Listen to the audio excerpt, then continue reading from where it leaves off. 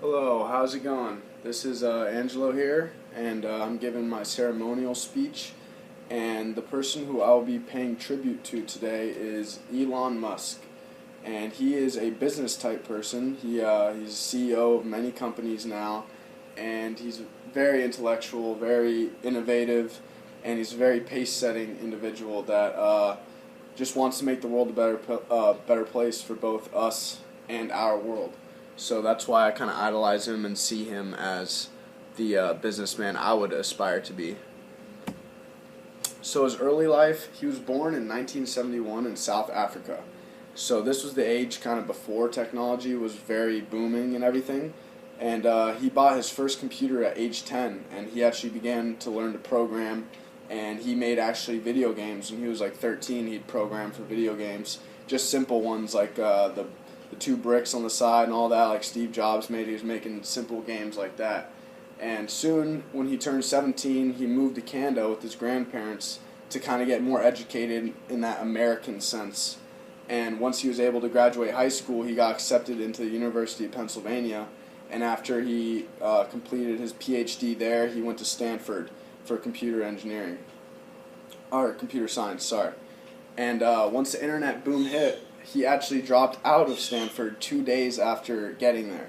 So he started creating companies with a few of his friends, and his first company he made in 1999 was called Zip2, and it was sort of this, almost like a before MapQuest type domain, so it would help people understand a city before looking at maps and before MapQuest or any map on your Google device or any of that.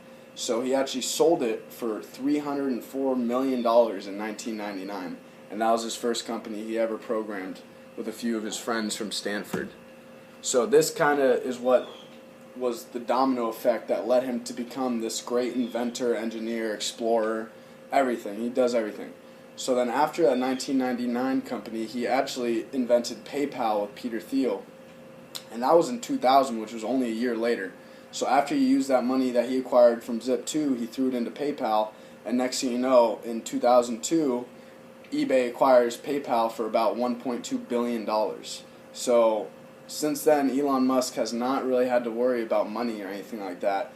And if you look into the type of character and person he is, he's never been into money, and that wasn't his motive. His motive is to make the world a better place.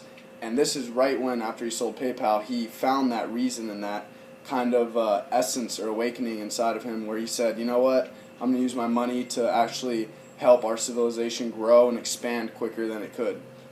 So in 2002, he founded SpaceX, which is basically a company just like NASA, which is private instead of being owned by the government and funded by the government. So Elon Musk created this private company so he can, one day, he aspires to get to Mars. And sounds kind of like cheesy and movie-ish, but trust me, Elon Musk is a person who sets standards, and he will go past any limit to reach that standard. After SpaceX, a year later, he co-founded Tesla. And this is, as we know, an electrical car company that has been breaking down barriers and pace setting towards so many other car companies.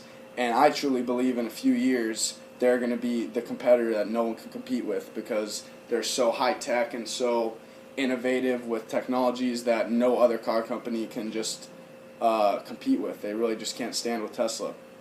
And another company he actually started for his cousins was called Solar City. And all these companies are near my hometown back home in San Francisco, so I'm quite familiar with them. And Solar City is basically putting solar panels on all the houses near where I'm from. So it makes a huge impact, and that's why I like Elon Musk. He's been setting impacts and just creating all these new opportunities for everybody. And here's a quote I have from him. It says, "If I'm trying to solve a problem and I think I've got some elements of it kind of close to being figured out," he said he'll pace for hours trying to think it through. So that's kind of shows you his demeanor and how he won't give up on anything he puts his mind on. So why do people admire him? Like me, I admire Elon Musk because he's a leader that intends to create a brighter future for every human. Some would say he's our generation's Iron Man, kind of movie type person like that, always creating new gadgets, inventions, companies. He's fearless, that's true. He's very fearless, and he kind of gives us a reminder that creative engineering can solve real world problems. It's all about engineering, and he doesn't care about the money. Like I said, he wants to evolve mankind for the greater good. And I love he has this childish personality when it comes to imagination, because he shows to have no limits at all.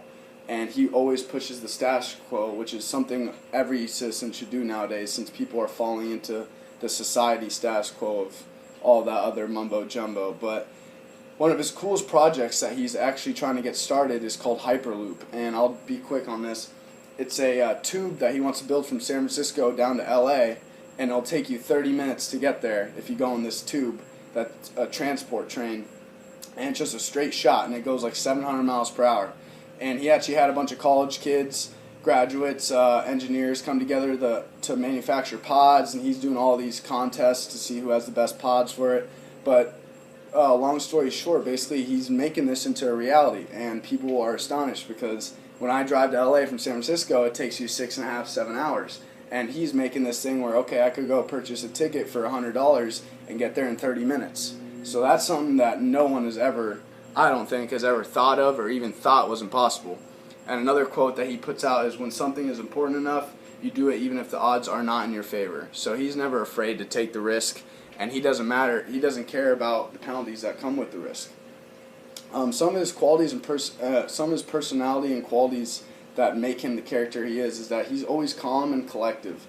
I've read a lot of articles on his employees that astonish and they admire him because he's just the greatest CEO and he's a great leader, and he's just a creative genius. He never shows anger or mocks competitors in any sense, and he has a ton of competitors that are coming out his neck. And I actually read an article on a SpaceX worker where they failed in 2008. They failed to launch an experiment for the Falcon 1 to get out of our atmosphere. And this was in 2008. And one of his workers, after Elon Musk has been up for, I think I read it was 20 hours straight, he gave a speech to all the workers after their rocket blew up in the middle of space. And he gave a speech that this guy followed up with a quote saying, I think most of us would have followed him into the gates of hell carrying suntan oil after that. It was the most impressive display of leadership that I've ever witnessed. That just goes to show that Elon Musk, even in failure, he defeats the purpose of giving up. He never gives up.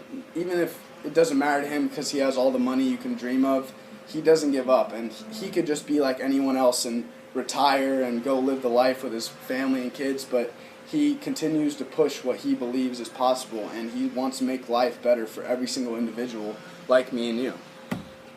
So his leadership style, he's a huge pace-setting leader. He sets the standards. He doesn't follow them. He sets them. In every company, in everything he does throughout his life, he sets standards. He doesn't follow them. So that makes him kind of a true visionary. He always is imagining. He's always envisioning all of these things he has. And his emotional intelligence is what makes him the greatest leader I've read about him. He's able to not only manage his, but others' emotions for the best, which gives him kind of a gist and feel of how his employees are, how all of his co-chairmen are. That's why so many people get along with him, and that's how he gets so many things done in such a young age. He has many powers due to expert power, legitimate power, referent power, because he's just been in the business now since he was 19 years old. He's been making businesses and creating companies, programming, and he's been around all of this million dollar deals, all these things that tie into him just growing up faster than a regular individual. And sooner or later, now he's almost 40. He's about 45, I'd say, and he's just continuing to push the status quo, which is amazing towards me. And that's something that really had an effect on my life, because I've always wanted to reach out and not follow standards and set my own standards. And that's why I truly believe Elon Musk is an idol to me, and I wanted to pay tribute with this speech just to get you a little gist of where he came from, what he did to get to the point where he's at today, and how his entire companies, everything has affected the world we live in. And I truly believe it's not even beginning yet. Once we're older and he's maybe even long gone, his companies will still be here. I guarantee that, and they will have a great effect on our lives, hopefully for the greater good. But yeah, that was my tribute to Elon Musk, and thank you.